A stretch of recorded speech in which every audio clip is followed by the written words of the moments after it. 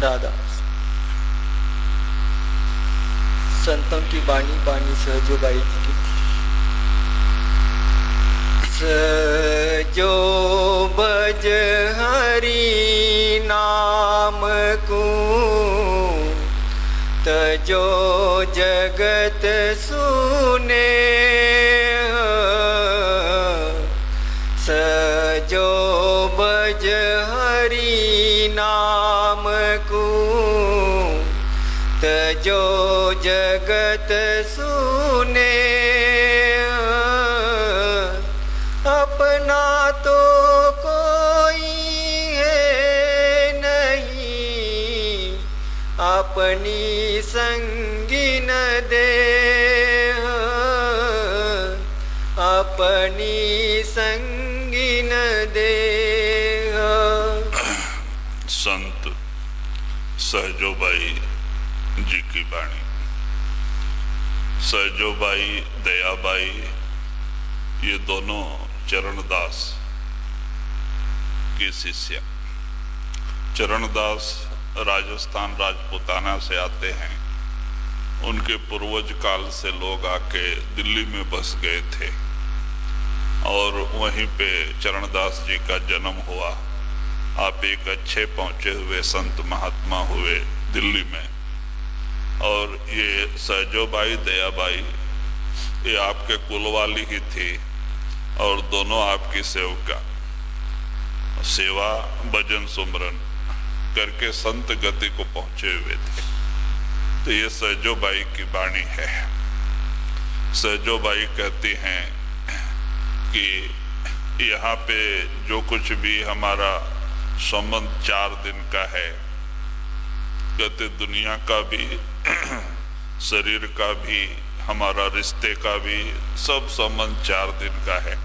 ये पिछले कर्मानुसार किसी का किसी को देना होता है, पिछले कर्मों का किसी का लेना होता है।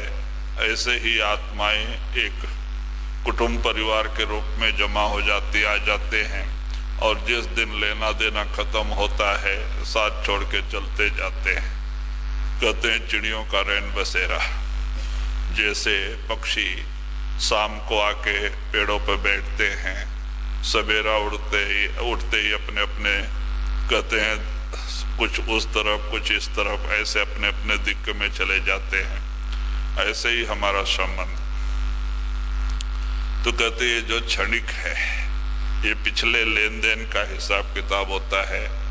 जब तक कि लेना देना होता है ये सारे लोग कुटुंब परिवार के साथ होते हैं और जिस दिन लेना देना खत्म होता है तो एक एक साथ छोड़ के चलते जाते हैं और बोल के भी नहीं जाते।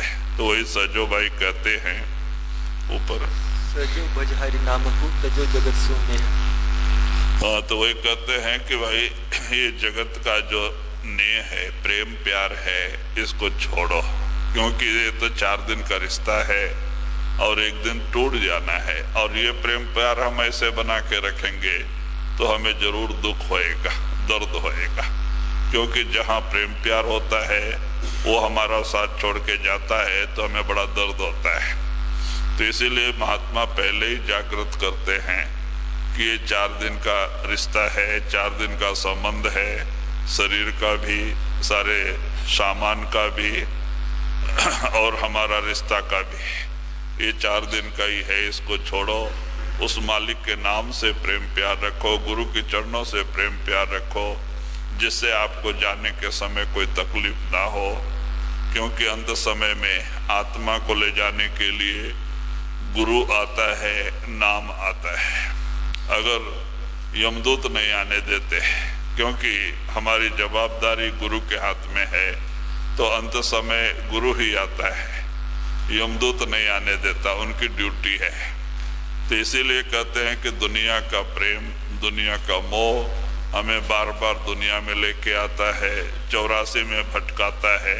क्योंकि मानव शरीर छोड़ते ही फिर हमें मानव शरीर नहीं मिलती है, ये आत्मा निचले खान में चली जाती है, पेड़ पौधों के शरीर में, कीड़े मकोड़े के शरीर में, पशु पक्षी के शरीर में जाके कर्जा चुकाती है।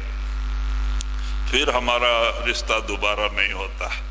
जब एक इस शरीर का रिश्ता टूटने के बाद ये आत्मा जिस शरीर में पैदा होती है वहाँ के लोग ही वहाँ अलग ही रिश्ता होता है, अलग ही संबंध हो जाता है, फिर इस शरीर का संबंध नहीं रह जाता है।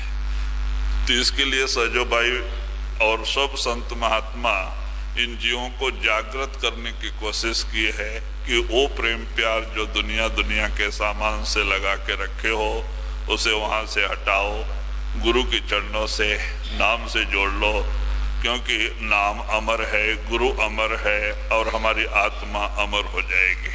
जी। झूठा नाता जगत का, झूठा है घर बार, झूठा नाता जगत का, झूठा है घर बास। यह तन झूठा देख कर जो बही उदास, सजो बही उदास। तो इस सजोबाई कहती है झूठा नाता जगत का, दुनिया का सारा रिश्ता और संबंध सब झूठा है, झूठा है घर बार, और हमारा जो मकान और अपना जायदाद जिसको हम अपना बनाए बैठे ये भी अपना नहीं। आज इस जगह के कितने वारिस पहले हो चुके हैं, आगे भी कितने इसके वारिस होंगे, इसका कोई हिसाब नहीं। क्योंकि हम पहले भी बताते आए हैं कि हर कलयुग के लास्ट में जल प्रलय होता है। जल प्रलय में सारी सृष्टि का नाश हो जाता है। वो पानी जो समुद्र का इस भाग में आ जाता है जहाँ हम बैठे हैं, और समुद्र का भाग सूखा हो जाता है। तो फिर काल को ये सारी आत्माएं जाके ब्रह्म में समाती हैं, तो काल को फिर वहाँ पैदा करना पड़ता है जहाँ पे 4 युग तक समुद्र था, वो फिर भूम होता है, और ये 4 युग तक यहाँ पानी भरा रहता है। तो ये आत्माएं वहाँ पैदा होती हैं 4 युग तक। तो ये ब्रह्म में जाके आने से निर्मल हो जाती हैं और पवित्र हो जाती हैं, इसके सारे कर्म कट जाते हैं, और इसीलिए उम्र भी बढ़ जाती है। 1 लाख बरस की उम्र हो जाती है, 10,000 की हाथी की ताकत होती है। तो उसको सज्जुग कहते हैं, क्योंकि आत्मा जो है ब्रह्म से जाके आने से, पवित्र हो जाने से ये सच ही सच होता है, झूठ का लवलेश ही नहीं। तो इसीलिए सज्जुग कहते हैं उसको। 1 लाख बरस की उम्र और 1000 हाथी की ताकत एक इंसान में आ जाती है ब्रह्म में जाके आने से। तो कहते हैं लेकिन यहाँ शरीर में आके फिर कर्म करता है और फिर मलिन होते जाता है, इसकी उम्र घटते जाती है। द्वापर में 10,000 बरस की रह जाती है, फिर द्वापर में भी कर्म करता है और भी उम्र घट जाती है। त्रेता युग में फिर द्वापर में 1000 बरस की हो जाती है, और कल युग में 100 साल की। पाप से ही उम्र घटती है, पाप से पुण्य भी घटता है और उम्र भी घटती है। अगर देखो मानव शरीर में रह के भी ज्यादा से ज्यादा पाप करते हैं तो उनको जल्दी जाना पड़ता है, क्योंकि उनकी उम्र खत्म हो जाती है, पाप से उम्र घटती है।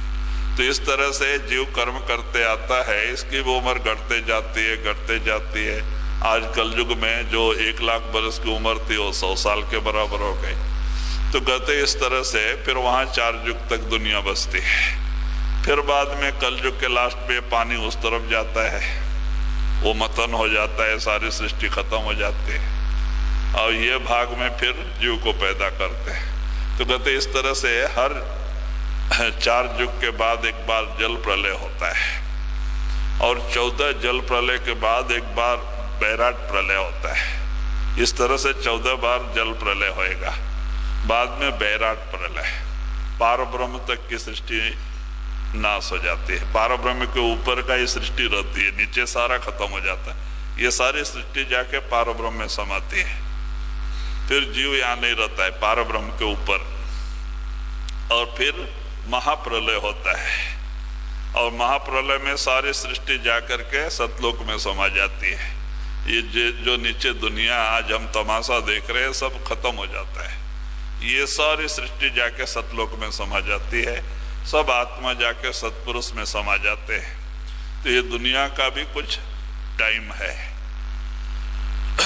जो है कि ज्योतिषों ने इसका गणित निकाला है। एक पंडित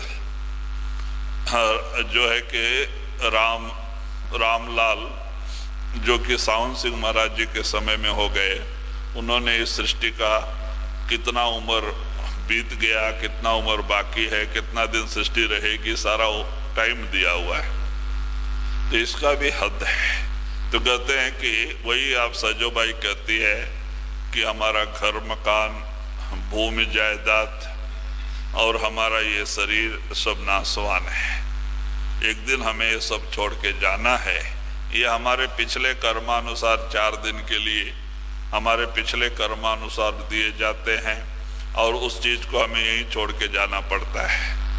तो कहते हैं ऐसे ही ये दुनिया जो है कि ये काल और माया का चक्कर चलते ही रहता है, पैदा होना मरना, पैदा होना मरना। आज मानव शरीर में है, कल निचले शरीर में चली जाती है आत्मा, पेड़ पौधों के शरीर में चली जाती है, कीड़े मकोड़े के शरीर में जाके दुख भोगती है।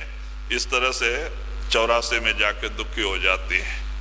तो महात्मा कहते हैं बड़ा सुंदर समय परमात्मा ने दिया है, ऐसा समय बार बार नहीं मिलता है। इस देही को लोचे देवा, ऐसा सुंदर मानव शरीर की देवी देवता भी आशा करते हैं, उनको भी मिलना दुर्लभ है।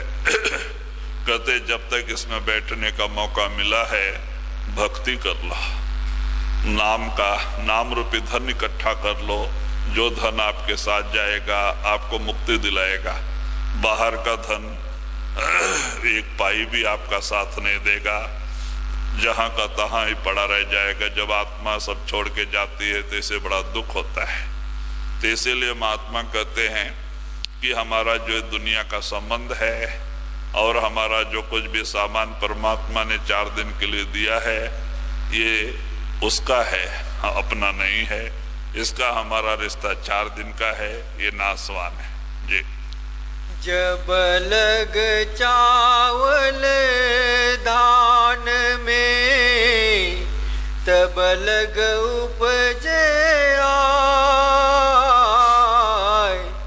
जब लग चावल धान में तब लग उपजे आय, जग छिलके कूत जी निकस मुक्ति रूप होए जाय, मुक्ति रूप होए जाय। तो वही सजोबाई कहती हैं जब तक चावल धान में छिलका के अंदर होता है तब तक वो पैदा होता है, चाहे उसको कितना दफा भी जमीन में डालो वो पैदा होगा।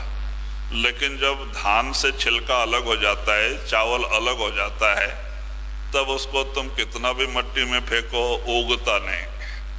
तो कहते हैं ऐसे ही जब तक कि आशा हमारे शरीर के अंदर आशा है तब तक ये जीव का पैदा होना मरना बंद नहीं होता है। और जब आशा ही खत्म हो जाती है, आशा रूपी छिलका उतर जाता है, ये मुक्त रूप हो जाता है। तो क्या चीज है हमें बार बार दुनिया में लेके आती है? दुनिया का मोह, दुनिया का प्रेम प्यार, दुनिया की आशा हमें बार बार दुनिया में लेके आती है। जहाँ आशा तहाँ वासा, जहाँ हमारी आशा होती है हमें बार बार उस दुनिया में आना ही पड़ता है। हमारी दुनिया की आशा फिर दुनिया में लेके आते हैं। ऐसे ही महाराज जी एक कहानी बताया करते थे। एक बुजुर्ग जिसके 2 लड़के सत्संगी थे, लेकिन वो बुजुर्ग जो गुजर गया था पहले वो उपदेश नहीं लिया था, वो उपदेश नहीं लिया था। और लेकिन घर में बेटे लोग ने उपदेश लिया है ना, तो ये मांस मछली वो भी बुड्ढा भी छोड़ दिया था। पहले खाता था लेकिन बच्चे नाम लेने से तो घर में बनाते नहीं थे, तो वो भी नहीं खाता था।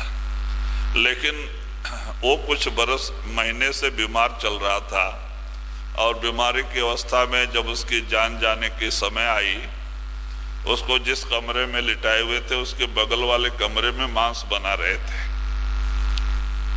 मांस पका रहे थे और इसकी खिड़की खुली थी और वो बास धीरे धीरे इसके कमरे में आ रहा था। तो ये पहले खाया हुआ इंसान, तो वो बास आने से इसके अंदर मांस खाने की इच्छा जागृत हो गई उसका बास से। तो सोचता है कि बास ऐसा है तो मांस खाएंगे तो कैसा होगा, उसके बारे में सोचते हुए इसकी जान चली जाती, मांस खाने की इच्छा लेके मरता है। तो प्रकृति माया क्या करती है कि ये जो इस शरीर में आशा लेके मरता है, वो आशा जिस शरीर में पूरा हो जाती है उसी शरीर में भेज देते हैं। तो उसको एक चीते के शरीर में भेज दिया, क्योंकि मांस खाने की आशा थी। चीता और बाघ और कुछ प्राणी होते हैं जो मांस ही खाते हैं कच्चा, तो उसको चीते के शरीर में पैदा हुआ, शेर के। तो धीरे धीरे धीरे बड़ा हुआ, जंगल में पला, बड़ा हुआ। तो जब उसके लड़के कभी रात बिरात सत्संग से आते जाते रहते चल के, तो वो रास्ते में जाता था देखने के लिए कि ये मेरे लड़के हैं। वो देखने के लिए जाता था, वो लड़के डरते थे कि हमारे रास्ते में शेर आता है, चीता आता है और कहीं हमला नहीं कर दे। जब उन्होंने एक बार देखा, दो बार देखा, 3 रोज देखा, डर गए और एक दिन जाके महाराज से प्रार्थना करते हैं कि महाराज, हम जब सत्संग सुन के रात को जाते हैं सेवा सत्संग करके, तो रास्ते में एक चीता आता है और उसको देख के डर लगता है कि कहीं हमला ना कर दे। तो महाराज अंतर ध्यान होके देख के कहते हैं कि नहीं बेटा, वो कोई और नहीं, तेरा बाप ही। तो उनको बड़ा शौक लगा कि हम लोग सत्संगी हैं, हमारा बाप भी मांस छोड़ दिया था और कुछ दिन सत्संग में भी आया था लेकिन नाम नहीं लिया था। तो वो कैसे फिर मर के और बाघ के चीते के शरीर में चला गया। तो कहते हैं कि ऐसी बात है कि वो जब बीमार होके पड़ा था अपने कमरे में, उसकी जान जाने की नौबत आई तो बगल में मांस पका रहे थे और उस बास जो है उसके कमरे में आ रहा था और इसको अंत में खाने की इच्छा पैदा हुई, मांस खाने की। और वही आशा लेके मरने से प्रकृति यानी माया ने इसको इस शरीर में भेज दिया। तो लड़के कहते हैं कि महाराज फिर इसका उद्धार कैसे? कहते हैं अच्छा, महाराज ने प्रसाद दिया बना के, बोला ले जाओ एक पत्थर पे, वो जब आता है सामने तो एक पत्थर पे रख के तुम दूर हो जाना। लड़कों ने रखा है बोल के बड़े प्रेम से खाएगा और उसका वो शरीर निकल जाएगा, आगे मानव शरीर में पैदा होगा और फिर वो भक्ति करके मुक्त हो जाएगा। तो बाद में लड़कों ने ऐसा ही किया, जैसे रोज सामने आता था वैसे वो सामने आया, वो पत्थर के ऊपर डर के मारे रख के दूर चले गए। तो उसने देखा कि हमारे बच्चों ने कुछ रखा और उस पत्थर पे जाके वो प्रसाद खाने लगा और खाने के बाद में वहीं उसका वो शरीर छूट गया, आगे वो मानव शरीर में आ गया। क्योंकि मुक्ति के लिए मानव शरीर की जरूरत पड़ती है। कोई भी संत महात्मा निचले शरीर से डायरेक्ट मुक्ति नहीं दे सकते। संतों की कृपा होती है तो मानव शरीर मिलता है और मानव शरीर ही मुक्ति का दरवाजा है। इसमें ही फिर गुरु की शरण में जाके इंसान मुक्त हो सकता है। तो बाद में जो भी संत महात्मा होते हैं वो उस आत्मा को अपने शरण में ले लेते हैं और उसकी जवाबदारी ये लेके उस आत्मा का उद्धार करते हैं। तो कहते हैं कि एक बार नाम दे करके संत महात्मा उस आत्मा को कभी छोड़ते नहीं। तो इसीलिए तो वही कहते हैं कि इस तरह जब तक कि चावल के ऊपर छिलका है तब तक आप कहीं भी उसको मट्टी में डालोगे तो पैदा होते रहेगा। धान जो है पैदा होते रहेगा, और धान के ऊपर से छिलका निकल जाए चावल का रूप हो गया, तो आप कितना भी उसको पानी और मट्टी में डालो तो पैदा नहीं होता है। तो वही कहते हैं जब तक इसके अंदर आशा और मोह है और तब तक इसका आना जाना से छुटकारा नहीं हो पाता है। जब इसकी आशा और तृष्णा मोह खत्म हो जाता है तो ये मुक्त रूप हो जाता है। बाल बच्चे में रह के भी, कुटुंब परिवार में रह के भी ये मुक्त हो जाता है, मुक्त रूप है।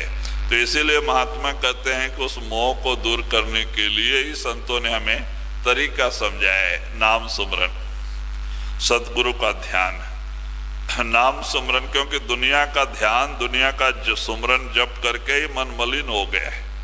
अब ये नाम का सुमरन, सतगुरु का ध्यान करके ही निर्मल होना है, कोई दूसरा उपाय नहीं।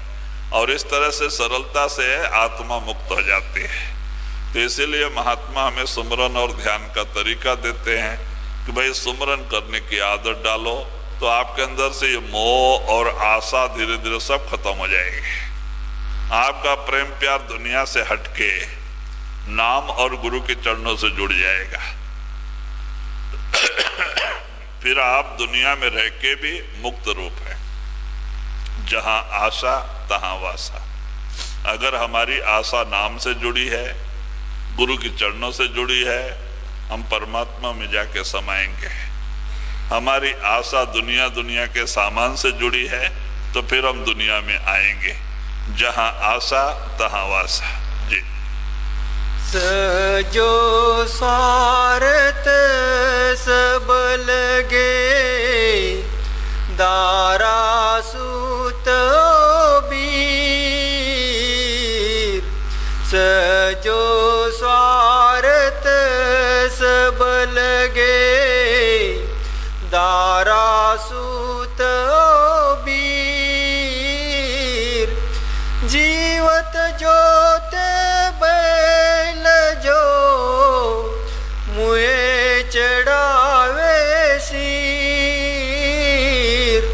मुए चढ़ावे सिर।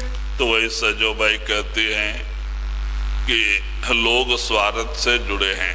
जब तक कि स्वार्थ एक दूसरे से चलता है, लोग एक दूसरे से जुड़े रहते हैं। और जिस दिन स्वार्थ बंद होता है, प्रेम विश्वास भी टूट जाता है। कहते हैं कि लोग दूर भी हो जाते हैं। तो वही कहते हैं स्वार्थ। तो आप उदाहरण देते हैं कि जब तक बैल हल में चलता है, जब तक उसके शरीर में ताकत है, इनका काम करता है, तब तक उसको अच्छा देखरेख करते हैं, चारा और खली भूसा भी डालते हैं। लेकिन वही बैल जब ताकत खत्म हो जाती है, उसकी उम्र हो जाती है, तो देखो उसको क्या कहते, उसका देख रेख भी नहीं करते, उसको कसाई को बेच देते हैं। और बाद में मरने के बाद जाके उसके समाधि पे अमाने खाना रखते हैं।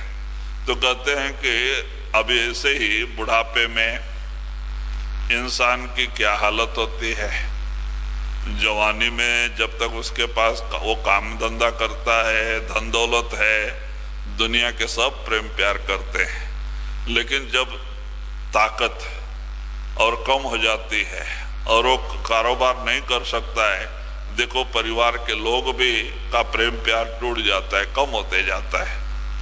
और क्या होता है, जब तक वो जिंदा है तब तक उसकी देखरेख तो करते नहीं, उसको तिरस्कार भाव से देखते हैं, क्योंकि उससे कोई स्वार्थ नहीं। और मरने के बाद ले जाके समाधि पे बरस बरस को खाना रख के आते हैं।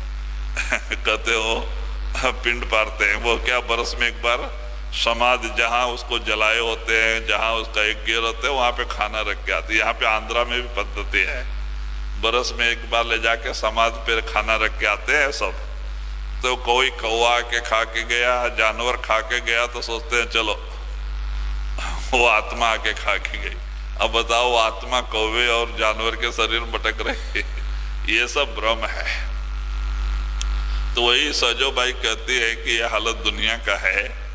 जब तक इंसान जिंदा रहता है उसका देखरेख नहीं करते हैं, प्रेम प्यार नहीं करते हैं, लेकिन मरने के बाद तो उसको चढ़ावा चढ़ाते हैं और उसको खाना एक ले जाके समाधि पे रखते हैं। तो कहते ये दुनिया की रीति है, क्योंकि स्वार्थ के सब बंधु जगत में सुत दारा और मीत, जीव अकेला आवे जावे कोई नहीं संगीत। कहते दुनिया स्वार्थी है, दुनिया का फाउंडेशन भी स्वार्थ के ऊपर है। जब तक ताकत है, इज्जत है, मान बढ़ाई है, धन दौलत है, सब प्रेम प्यार करते हैं। अगर ये तीन चीज नहीं होती है तो कोई भी प्रेम प्यार नहीं करता। क्यों? स्वार्थ। तो वही महात्मा कहते भाई ये जो दुनिया का प्रेम प्यार है ये सच्चा प्रेम प्यार नहीं। क्यों इतना अमूल्य समय इस दुनिया के मोह में, दुनिया की आशा में खो बैठते हो?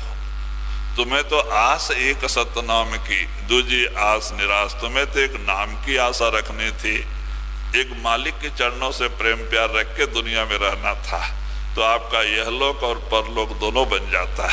आप यहाँ भी सुखी, मरने के समय वही गुरु और नाम आएगा, ऊपर के मंडल में ले जाएगा, वहां भी सुखी। तो आपका यह लोक और परलोक दोनों बन जाता है। वही